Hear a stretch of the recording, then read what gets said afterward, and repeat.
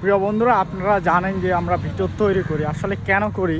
আজকে ইম্পর্টেন্ট কথা হচ্ছে আমি আপনাদেরকে এমন একটা দৃশ্য দেখাবো, সেটা আপনারা হয়তো জানবেন না, তবে আজকে আমি দেখাচ্ছি। আপনারা যদি ভিডিওটা দেখতে পারেন তাহলে অবশ্যই আপনারা বুঝতে পারবেন যে আমরা কেন ভিডিও তৈরি করি বা আমাদের উদ্দেশ্যগুলো কী।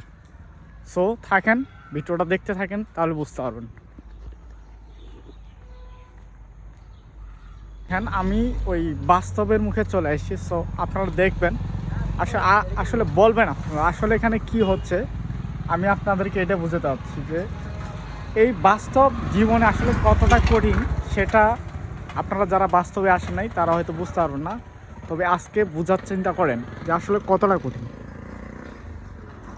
এই যে দেখুন, এই যে দোকানটা আছে, দোকানটা যদি আপনারা দেখেন তাহলে বুঝতে পারবেন যে আসলে কতটা সিরিয়াস। এতটুকু দোকানের মধ্যে যদি দেখাই, এখানে একটা প্রোডাক্ট নেই, এই দোকানের ভিতরে একটা প্রোডাক্ট নেই। আরও যদি কাছে দেখাই, দেখুন এই দোকানে কিচ্ছু নেই।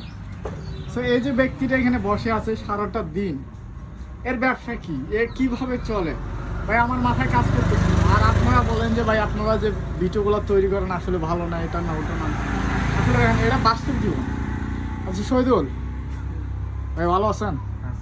কথা হচ্ছে তোমার দোকানে যে এই যে মাল্লাই, মানে কোনো জিনিসপাতি নাই, তোমার ব্যবসা কিভাবে হয়?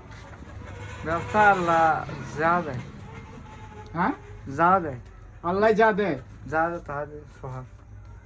এখন কথা হচ্ছে এই ব্যবসা দিয়ে তুমি নিজে চলতে পারো বা তোমার ফ্যামিলিকে তুমি চালাইতে পারো? মানে ফলের মতো মিডিয়াম সাইজ। Medium size. ভাই আমি যদি হিসাব করে দেখি, আমরা যে পরিমাণে ইনকাম করি, ইনকাম করার পরে আমরা হিমশিম খাই একটা ফ্যামিলি চালার জন্য। আর এখানে এই ব্যক্তিরা সারাদিন বসে থাকে, কোনো আমি মনে করবো যে ওর সারাদিনও 1000 টাকাও বেচা কিনা হচ্ছে না। এখানে যদি 1000 টাকাও বেচা কিনা হয় তাহলে তার সংসার চলার মতো একটা সিস্টেম থাকে, কিন্তু এখন যে পর্যায়ে আছে এখানে কোনো ইনকাম নাই। তো এই ব্যক্তিরা কীভাবে চলবে বা তার ফ্যামিলিকে কীভাবে চালাবে? যারা এই ধরনের ব্যবসা নিয়ে আছেন, সো আপনারা বুঝতে পারবেন যে এখানে কতটা সিরিয়াস। তার মধ্যে দেখা যায় কাস্টমার আসতেছে, এখানে বাকি খেয়ে চলে যাচ্ছে, অথচ দোকানে কিছু নেই, এটাকে বুঝতেছে না, কিন্তু বাকি খেয়ে যাচ্ছে।